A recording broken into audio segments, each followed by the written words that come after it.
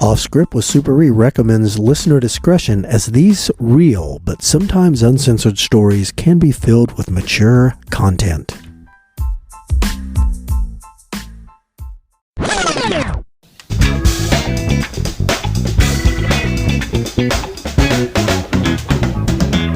Hello everybody, Jay here, back with another Off Script with Super E. I'm in my private studio. A-Train's in his. A-Train, say something. Yep, I'm down here in the A-Train bunker, secure from all the outside zombies. Taking a nap because he's sleepy. Wow. I may have just woke up. You are correct. Super E.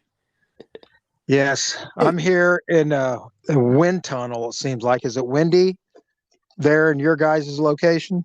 A little bit. A little, not too bad. It's windy as hell here, and I'm in my garage, and I'm being assaulted by kittens who are apparently on meth and Mountain Dew. And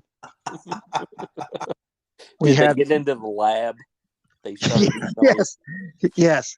So, yes, exactly. What do you think of the info we received from Spotify giving us a big group hug? That was pretty neat. Think of that. Yeah. Allegedly, we're in the top 10% of podcasts in the true crime category. I know. Top 10 for 82 fans. We've got 82 people that were in their top 10. Sweet. And yes. 53 that we're number one with. So we have 53 people that. I thought it was just my sister and Andy's wife listened to the podcast. Right. You know, I tried to do the math on that too, but I don't think any of us got that many.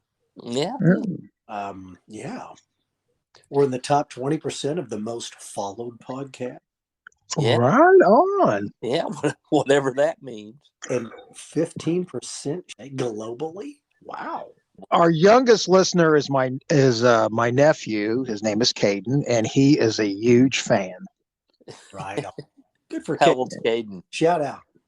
Caden's 8 years old, and I guess my sister, his grandmother, she holds his ears when Jay and A-Train starts spouting inappropriate words. Because they've all heard Uncle E go crazy. Oh, yes, they have. Yes. Yes. But anyways, speaking of my sister, she kind of reminded me of this episode we're talking about. A-Train, what's the title of it again? The title of this episode is Soccer Moms on Crack. Yes. All right. The most notorious kind of crackhead is the soccer mom. Yes. Perfect. Well, Super E. Well, this one, I will be relaying a story from Big Steve or Double S when we tried to get him to tell this story last time. And apparently he had a brain drain, but I will tell it for him. When Big Steve was working what we'd call the East District Vice Narcotics, he was rolling around with one of his buddies, partners, and they noticed a very nice car in the hood parked, and it was dark out and it just had its like brake lights on, but you could tell it was running. And Big Steve, before he became a an unproductive slob, he was very in tuned on stomping out crime, and he went over and checked it out because he noticed the plate didn't come from the same county that we were servicing at the time, and it came from an area that was extremely rich. And he was like, something's going on here. It looked like it could have been possibly an abandoned stolen vehicle where they left it running. So they walk up to it, and they got the flashlights out, and Big Steve shines it in, and he sees this woman giving this young guy fellatio in the front seat of the car. Would that be a blowjob? Yes. Okay. Yes. Yes. My sister will have to cover poor old Caden's little ears. So anyways, Big Steve scans his flashlight to the backseat of the car. And what does he see? He sees a 5-year-old little boy on the floorboard of the back seat with a Tonka truck playing, and then like a 2-year-old little boy in the car seat. And Steve is stunned by what he sees, and he's probably enraged too. Uh, So he taps on that window with his flashlight, displays his badge, tells these people who he is. And he's like, well, what are you doing? And she's like, humming. This is my friend. And Steve knew what time it was. No, this is your drug dealer. See, Steve's very good at that, of being kind of haughty and burning you down. Real quick, for context, who was in the driver's seat? The female from a very wealthy suburb north of the town that we used to work in was in the driver's seat behind the wheel of this expensive vehicle. The drug dealer was sitting in the passenger seat in the front, receiving the fellatio. And then, when she tries to give Big Steve a couple of excuses, he shuts her down. I know exactly what's going on here. And the drug dealer, he's like, yeah, she's giving me head. She gets dope. And so Steve is like, he goes, hey, may I see your phone for a second? So he takes a woman's phone, opens it up, because remember, this was the early days of cell phones. So he flips it open and sees the, is this your husband? Yep. Boom. He hits the husband's number on the speed dial. And the husband goes, yeah. And then Steve identifies who he is. He goes, you know who your wife is? He goes, well, I think she's out shopping, doing something, groceries. No, she's down here in the hood performing oral sex on a drug dealer with your kids in the back seat. Oh boy. And can you imagine that phone call if you're some husband? I got to be honest. I can't imagine doing that phone call. I mean, I don't think I would do that. A-Train? Well, I'll tell you, when I received a call like that one time, I was outraged. I was like, she's where? You Wait, what? You better hope this is great. You're going to edit the shit out of this one. I better. Well, I think Steve was so mad about the kids being in the back seat. Yeah. That he was like, the father needs to know right now. This woman is on crack with her kids in the back seat, giving a drug dealer head in a very high crime area. Yeah, that's bad. That is bad.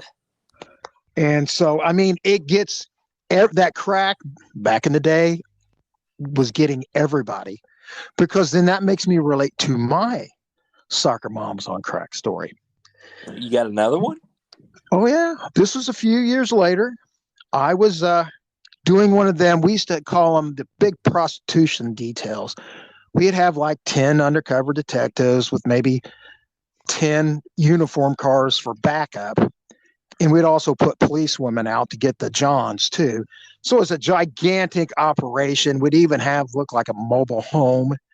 And we'd have a staging area, and it was behind the old broke down marsh lot there in our beloved town. And they would stage on one side of it, and it was really dark. Nobody could see it. And so then we'd go out, pick up hookers. And if we had an arrest, we would just take them right there, because there would be paddy wagons waiting and people to do the paper. We had prosecutors there to do the paperwork. It was a big deal. So anyways, as I was heading to the staging area, it wasn't quite dark yet. I noticed these two women walking down the hot dog stand, and they stuck out like, okay, they shouldn't be there. It looks like they should be hosting a show on the Food Network, and you could just immediately, they don't belong here. Something ain't right. But I was in a hurry to go somewhere, so I just made a mental note of it. All right, check back here when you get done with whatever they're going to talk about and send us out. So go to the staging area, talk about, pick them up, bring it back here, blah, blah, blah. So I go back out to that area again. Well, I see one of my coworkers, and he's like a supervisor. He didn't have much experience at picking up hookers, and he kind of looked like, a cross between Ned Flanders and who else would that be? Barney Fife. Yes, kind of a cross between Ned Flanders and Barney Fife. And I'm not trying to be mean. I know but exactly what you're talking about from that description. That's pretty good. Okay. So, but he was a very good police officer. Yeah. Anyways, I noticed that he tried to pick these two women up, and they're wearing these flowing dresses with the flowing capes, as they're walking. And I'm like, this is kind of bizarre. So one opens a door when he stops and pulls over. One of the girls opened the door and stick their head in. And then she just shook her head no and slammed the door and looked at her girl that was walking with her and shook her head. They were both laughing. So I decided to weasel my way up there. So I pull up and I'm in one of my old cars, and she opens the door and she looks at me and she looks at her friend, the other woman from the Food Network, and goes, "Oh yeah, he's okay. He looks like he looks like a hippie lunatic." And so she goes, "I'll be right back. I feel comfortable with this guy. Looks like a lunatic." She jumps in the car with me. She goes, "You see that guy right in front of me that tried to pick me up before you did?" And I go, "I saw the car. Yeah, man, I know he was a cop right off the bat. What a douche." I immediately knew it was. But you, oh my God, you look like you're deranged and a hippie. So I know you'll be okay because I know you're not the police. And I'm like, wow, her standards are quite low for who she feels safe with. Wow. And so she starts explaining to me. She goes, "We come from this town." Now, this town was south of our fair city we worked at, and it was just as wealthy, even more so. And she goes, "Me and my friend, we started smoking crack about 6 months ago." I'm like, "How does that happen to where you live?" But I guess it can get anywhere. And they were like in their late 30s, early 40s. They had kids and a husband, good families. She goes, "We just started smoking crack 6 months ago, and we can't control it. We went through each one of us went through $50,000 or $60,000 of our husband's money, and we can't stop ourselves. So we've been thrown out of the house. And we heard this is the best way to make money for crack is by sucking dick on the street." Wow. And I said, "Well, you're at the right place." And she goes, "And I feel so comfortable with you because, you look like a lunatic hippie." And like I said, "I know you're not the police." And she goes, "You want your dick sucked?" I said, "Yes, I do." And she goes, "How much will you pay me?" I said, $30. She goes, "Sounds great." I'm like, 10-4.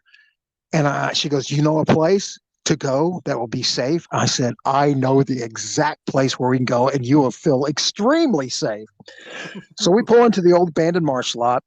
Now, all the police cars and the paddy wagons and all the law enforcement, they're on the other side of the building and she can't see them. So then I turn the corner, and as I'm turning the corner, she goes, "Oh yeah, this place looks nice and safe and dark. No one will see us." I turn the corner and she goes, "Holy shit. Look at all the police." She goes, "You know what? You need to turn right now because they'll get suspicious of us." I said, "No problem. I'll turn right now." And I kept going straight. She goes, "I can't help but notice you're continuing to go straight to the police." I said, "I am so sorry. I'm turning right now." And I just kept going. She goes, "You're not turning. You're proceeding forward right up to the paddy wagon." And then she goes, "Wait a minute. There's that dumbass that tried to pick me up." "Oh, the Ned Flanders, Barney." She goes, "Yeah." I said, "Yeah, I work with him. I'm Detective Super E." Yes, like I did the aha, "I'm actually Detective Super E." And she's like, "You got to be shitting me." And I go, "No, soccer mom on crack. I'm actually the police, and you are going to jail for prostitution." And her mouth was agape. "But you're a hippie lunatic." Nope. Can't judge a book by its cover, baby. That is great. Okay, I got a question for you. You said Go that ahead. you said that she and her friend were walking down the street. They had flowing dresses and capes. Yeah, they were like the capes that look like they were made out of that scarf material that women wrapped their head around in the 50s. And they just big flowing capes, And I was like, man. So you were picking up like Stevie Nicks? Okay. I was picking up late 90s Stevie Nicks. Okay. Gotcha. So, but yes. And anyways, and again, that reminds me of another crack story where the girl fell so hard that she ended up on the street. Would you like to hear that one real quick? I'd love to. Jay, are you still there? I'm here. Okay. You know, on this one, I think Jay will be able to he'll understand my dilemma when I say it. Okay. Can't wait. Okay, here we go. So again, this was in the summertime and it was starting to get not quite dark, but it was evening time. And I had to go down to the court, what we call the courthouse downtown, drop off some paperwork. And then I'm heading back on our main drag, heading back to the hot dog stand where we was going to check out for any prostitutes, crime, drug dealers, whatever. I'm driving back eastbound and I'm going by the old FOP. And I see this unbelievably beautiful girl sitting on the curb, looking at traffic. And no, she was sitting on the windowsill of the FOP, looking at traffic. And she was wearing like a real skimpy top and hot pants. I know that's dating me, but they were super short, unbelievably tan, long black hair. She looked like not working in the 50s. Yeah. But she looked like she could be a Barbie doll, Miss America, the new fresh face on Vogue magazine. She's unbelievably attractive young woman. And I get on the radio and I go, guys, there's no way this could be what I think it is, but I just got to stop and see. So I pull off the side road there that led to the FOP parking lot, and the girl comes running around the corner real fast and jumps into my vehicle. And when I looked at her, I just did the natural thing of what any guy would do. I go, oh, no, get out. You're too damn good looking. You've got to be the police. I said, I'm not going to jail today, officer. And she goes, no, I am not the police. And then she immediately took her little gym shorts off or whatever they were, hot pants, and spun and was looking at me and goes, would a police officer do this? And I was like, I started, I needed the defibrillator. And I said, well, I don't think they would. And she goes, you could pound this for $30. And I was thinking, oh, I shouldn't have went to Hardee's and got that sandwich. I think I'm about $28. No, but she was like, you can pound this for $30 damn dollars. And I was like, oh my God. And then all of a sudden, you know how you get the devil and angel, or the angel's on one shoulder and the devil's on the other shoulder. Well, this was the good penis and the evil penis. And of course, the evil penis had the goatee like David Hasselhoff, the evil Kit from that was Garth. Okay. But anyways, so it was like, I'm looking at her and she's so gorgeous and she's like, you know, tear into it. And all of a sudden the good penis on my shoulders going, Super E, don't do that. You could throw everything away for probably about 2 seconds of pleasure for you and 0 for her, but don't do it. And then evil penis, of course, is saying, shut up, Richard Simmons. Tear it up, Super E. And I'm looking over at evil penis, and I'm like, oh, he makes a good argument, but you know, good penis, yeah, he makes a lot of sense too. You know, this could go very bad for me, and you know, we are very ethical. We take an oath, and I'm like, no, I cannot do that. I'm actually again Super E, and I'm actually a police officer, and you're under arrest for prostitution. And she immediately was like, looking like little Miss Innocent, you know, Miss America. She looked at me and goes, fuck you, you fucking motherfucker. You can go eat fucking shit. I'm like, oh my God, I got a naked chick here who's going to kick my ass. And so, you know, she got her clothes back on, and then, you know, she went to jail. My backup came roaring in. So I go on vacation for a couple of weeks, 3 weeks. I come back, and one of my partners, Tim, goes, hey, you know that extremely good-looking girl that you got? I said, yeah.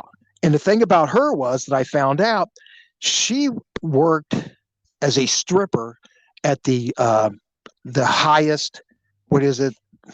The best, where the best looking girls work. You guys remember where that was, right? No, I have no idea what you're talking about. So, Oh, yeah. Oh, okay. Oh, good one. Okay. Well, word on the street, she worked at the top of the line strip joint, and she explained to us, I started smoking crack up at the club, and I couldn't get enough of it, and people couldn't bring it to me fast enough. And somebody told me if I came down to the hot dog stand and gave head on the street, I'd be right next to the dope, which was true. So she went from being working where she if she wasn't a crackhead, should have been making tons of money at this strip joint, just tons of money. Well, 3 weeks later, one of my partners, Tim, he locks her up, and he showed me the picture of the night when I locked her up and the picture when he locked her up 3 weeks later, and the downhill, physical condition and her attractiveness. It was just unbelievable. It was such a dramatic difference. I mean, she looked terrible. And this was only 3 weeks of being on the street and smoking crack. It was horrible. man, that's just like what we talked about in the previous episode, the downhill spiral that they get into, and they just it's bad. And just think about the people that loved her family, her mom, her dad, or she probably had a boyfriend. Heck, some of these even they have kids and families, you know. Right. Some of them had the kids with them. Yes, exactly. Exactly. A-Train. Super something that struck me is the way you told those tales and the difference in the female reaction to the obviously a little streetwiser ex dancer, the way she reacted when she found out you were the police, emptying a bucket of profanity on you. Oh yeah. The other woman, she was more like she was flustered and clutching her pearls. Right. You know, straight to the police. It's like if I would have locked up Aunt B for wanting to give me head for $30. Whoa. Oh no, I'm going to jail. Don't you ever besmirch Aunt B ever again. Okay, what about what's her name? Don't get us started. The teacher. Follow up. Oh, Helen Crump. Yes. Oh, that bitch. I never liked her. Who out there hates Helen Crump from Andy Griffith? Raise your hands. Okay, I'm raising my hand. Okay, me and too. the top 15% on Anchor, raise your hands too. She was always bitching and complaining. Yeah, she was. She was horrible. Yes. I see we're starting to digress again. Is Double S in the room somewhere? I don't think my microphone's on. No, it's on. It's on, Jay. Yes. Okay. Say something. Never mind. So, okay. So, Super E, kind of to summarize, I mean, these are stories. These are women from affluent areas that got hooked on crack, coming down to the hood, prostituting themselves just for money, just for crack, right? That's exactly what it was. They had spent all their husband's money, and like I said, the dancer spent all. The dancers can make $1,000 a day easy, and she couldn't make enough money or couldn't be close enough to the dope to where she had to take the chance on jumping into strange men's cars. And we've talked about what happens to these girls a lot, raped and murdered. And the crack compels them to completely throw caution to the wind and jump into that vehicle. I mean, it just shows. I mean, the drug epidemic. It doesn't have any boundaries. I mean, it doesn't matter whether you're from the hood or from the suburbs, it can get you. Yes, it gets you, and it's so sad to see these people, especially like I said in the hood, where like I had that one girl, hadn't seen her on the street in 8 years. And then I saw her out and I go, "What are you doing?" And she said that, 8 years ago, she quit using drugs, started a family, had kids, had a husband, very supportive. She woke up one day, walked out the front door, headed straight for the hot dog stand. She says she had to start smoking crack and giving head again. Yeah. Said goodbye to him. That's sad. And yes. I mean the first story you told with Big Steve, she had her kids in the car. Yes. That is the thing, having the kids in the car. Man. That was horrible. Those kids, I mean, drug dealers, a lot of times, they're not nice people, and they have guns, and a lot of times, they might pull a gun on you and demand a whole bunch of money, because they might be okay, they're just not they just might not be a drug dealer. They also can be, they'll rob people, they just don't pigeonhole themselves into one crime category. Right. They were committing several different crimes, and this woman took a chance taking her kids down there. Yeah, I mean that's pretty desperate. Yeah. I'm going to take y'all out. Goodbye.